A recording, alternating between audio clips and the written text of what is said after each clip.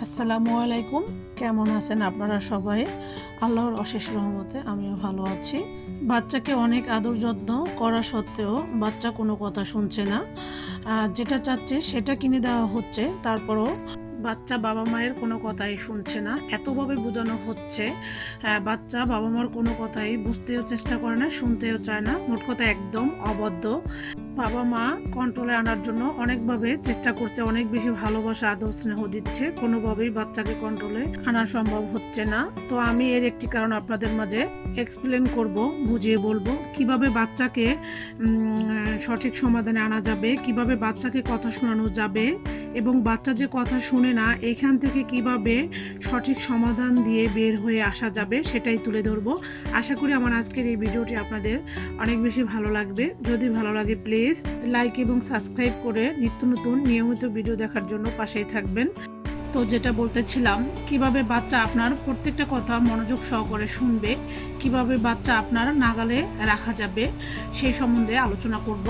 প্রথমত, একটা বাচ্চা যখন 10 বছর হয় বা 10 বছর হওয়ার আগ মুহূর্তে বাচ্চাটা দেখবেন মায়ের আঁচল ধরে ধরে ঘুরে, বাবা যা বলে মা যা বলে সেটাতেই বাচ্চাটা হ্যাঁতে হ্যাঁ নাতে না, এভাবেই বাচ্চাটা চলে। 10 বছর যখন ওভার হয়ে যায় তখন দেখবেন বাচ্চার মধ্যে একটি পরিবর্তন ঘটে, বিভিন্ন রকমের পরিবর্তন, যেমন মানসিক, শারীরিক বা বয়ঃসন্ধিকালে বাচ্চাদের কণ্ঠস্বর ইত্যাদি সব কিছু মিলেই দেখবেন একটি পরিবর্তন ঘটে। অনেক সময় দেখা যায় ম্যাক্সিমাম 80% বাচ্চারা দেখা যায় যে তাদের ভিতরের যে পরিবর্তনগুলো আসে এটা তার মা বাবার সাথে খুব সহজে শেয়ার করতে পারছে না। এটার কারণ হচ্ছে কি জানেন, বাচ্চাদের মাঝে একটি হরমোনাল পরিবর্তন আসে। এই পরিবর্তনই বাচ্চাদেরকে ভালোর দিকে নিয়ে যায় না খারাপের দিকে নিয়ে যায়, এই পরিবর্তনের মধ্য দিয়েই কিন্তু সে যাবে। কেন বাচ্চাকে কন্ট্রোলে আনা যাচ্ছে না?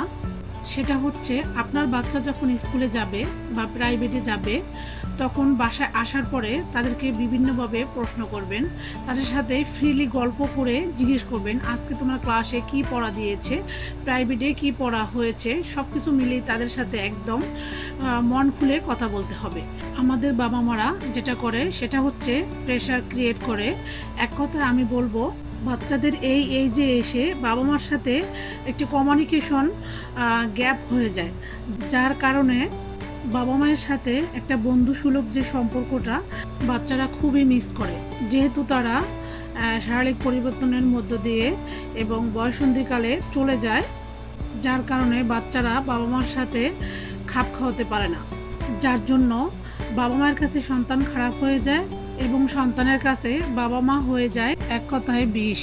মানে সন্তান বাবা মাকে তখন আর দেখতে পারে না, কারণ তখন তাদের ভিতরের যে চাওয়া পাওয়াগুলো বা তাদের পরিবর্তনগুলো সেটা বাবা মার সাথে শেয়ার করতে পারছে না, যার জন্যই বাচ্চারা তখন অনেকটাই উদ্বিগ্ন হয়ে যায়, কোনো মতে কথা শুনতে চায় না। আরেকটা বড় ভুল করছি আমরা বাবা মায়েরা, বা আমাদের বাবা মায়েরা যেটা করেছে সেটা একদমই করা উচিত নয়। যেমন আপনাদেরকে সিম্পল একটি কথা বোঝাচ্ছি, যেমন বাচ্চাকে আপনি পড়তে বসাবেন, বাচ্চাদেরকে পড়তে বসানোর সময় বিভিন্নভাবে প্রশ্ন করবেন, বিভিন্নভাবে বুঝিয়ে বলবেন। বাচ্চা বুঝতে চেষ্টা করে না, তারপরও তাকে বুঝিয়ে খাও, তুমি মাশাআল্লাহ অনেক ভালো পেরেছো, তো একবার না পারলে তুমি আরও কয়েকবার পড়ো, সমস্যা নেই, মাশাআল্লাহ তুমি অনেক বেশি এগিয়ে যেতে পারবা। এভাবে বিভিন্নভাবে বাচ্চার সামনে প্রশংসা করতে হবে। বাচ্চাকে যদি প্রশংসা করেন তাহলে দেখবেন বাচ্চারা উৎসাহ জাগিয়ে সে পড়াটা খুব তাড়াতাড়ি কমপ্লিট করে দিবে। বাচ্চা হচ্ছে প্রশংসা প্রিয়। বাচ্চাকে যত বেশি আদর দিবেন, যত বেশি ভালোবাসা দিবেন এবং প্রশংসা করবেন, বাচ্চা তত বেশি পড়াশোনায় এগিয়ে যাবে এবং বাবা মার প্রতি তত বেশি ভালোবাসা বেড়ে যাবে এবং বাবা মার সাথে তত বেশি বন্ধুসুলভ আচরণ করবে। কিন্তু আমরা মায়েরা বা অনেক মায়েরাই যেটা করে থাকি, যেমন বাচ্চাকে বলি এই তুমি এটা পারো না বা ওইটা পারো না, এটা অমুক বাচ্চা পারে বা তুমি কেন পারছো না। আমরা মায়েরা মনে করি যে বাচ্চাকে যদি এইভাবে অন্যের বাচ্চার সাথে তুলনা করে বলি যে তুমি পারো না, ওই বাচ্চাটা পারে, ও অনেক ভালো, এভাবে অন্যের বাচ্চার প্রশংসা করে আমরা মনে করি যে আমরা এটা করলে হয়তো বা আমার বাচ্চাটা ভালো পড়বে বা ভালো পারবে। এইসব করে যে আমরা বাচ্চাদের আরও ব্রেনের ক্ষতি করি সেটা আমরা মায়েরা বুঝি না। আমাদের মায়েদের সবচেয়ে বেশি ভুল এখানেই, যে আমরা অন্য বাচ্চাদের সাথে কম্পেয়ার করে কথা বলে আমার নিজের ক্ষতি করছি, আমার নিজের বাচ্চার মন মানসিকতা ছোট করে ফেলছি, এবং তখনই বাচ্চাদের মনে একটি হীনমন্যতা আসে।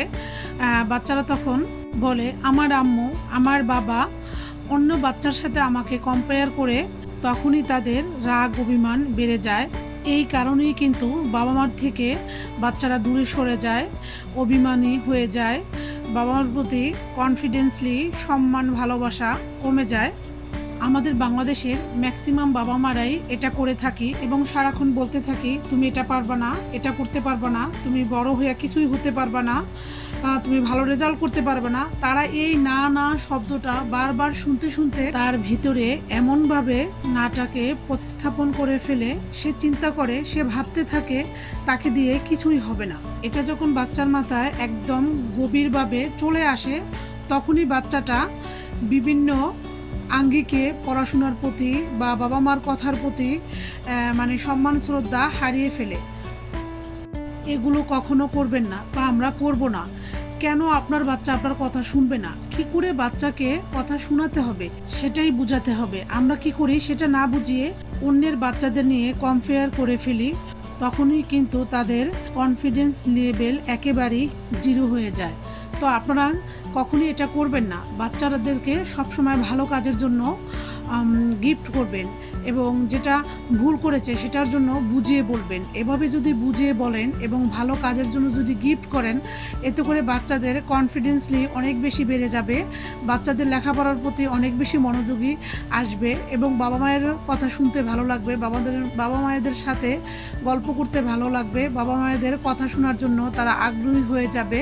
তো আমরা যে ভুলটা করছি সেটা আমরা বাবা মারা না করে এভাবে যদি বাচ্চাদেরকে মানে উৎসাহ জাগিয়ে পাশে থাকি, এতে আমাদের বাচ্চারা ইনশাআল্লাহ খুব সহজেই অনেক দূর এগিয়ে যেতে পারবে। আমরা বাবা মারা দেখা যায় বাচ্চারা জেদ করলে একটা কিছু আমরা কিনে দেই, কিন্তু বিষয়টা যে এটা না দাঁড়িয়ে এটা হয় যে বাচ্চারা ভালো একটি কাজ করছে, এজন্য তাদেরকে আমরা পুরস্কৃত করেছি। তখন বাচ্চাদের মনে একটি প্রশ্ন আসবে যে আমরা যদি ভালো কাজ করি অবশ্যই আমার বাবা মা আমাদেরকে গিফট করবে, আর যদি খারাপ কাজ করি তাহলে বাবা মা গিফট করবে না। এটা ভেবেই বাচ্চারা সবসময় বাবা মার কথা শুনবে। তো আমরা আরও যেটা ভুল করি, যখন দেখা যায় বাচ্চারা 7, 8, 9-এ পড়ে, তখন আমরা একদমই স্কুলে যেতে চাই না। তখন যদি আমরা স্কুলে যাই, তখন হঠাৎ একটি বাচ্চা বলে উঠবে ওই দেখো তোমার আব্বু আসছে বা আম্মু আসছে, তখন দেখবেন আপনার বাচ্চাটার মধ্যে একটি উৎফুল্ল ভরে উঠবে। তখন অন্য সহপাঠীরা এবং টিচাররা দেখবেন আপনার বাচ্চাটাকে অন্য চোখে দেখছে, সম্মান করছে, ভালোবাসছে, এবং টিচাররাও মনে করবে গার্জিয়ান কেয়ারফুল, এবং বাচ্চারাও তাকে ভালোবাসতে, সম্মান দিতে অবশ্যই কেয়ারফুল থাকবে। দেখা যায় আমাদের বাংলাদেশে যে সমস্ত গার্ডিয়ানদের সাথে, টিচারদের সাথে কমিউনিকেশন ভালো থাকে, সেই সমস্ত বাচ্চাদের প্রতি টিচারদের খুব একটা কেয়ারিং থাকে। কেয়ারিংটা হচ্ছে কি, বাচ্চারা ঠিকমতো পড়াশোনা করছে কিনা, পরীক্ষার রেজাল্ট কেমন করছে, সেদিকে টিচারদের অনেক বেশি কেয়ারিং থাকে। তো সব কিছু মিলে আমার আজকের ভিডিওটি কেমন লেগেছে অবশ্যই কমেন্ট করে জানাতে ভুলবেন না। আজকের মতো তাহলে এখানেই বিদায় নিচ্ছি। আল্লাহ হাফেজ।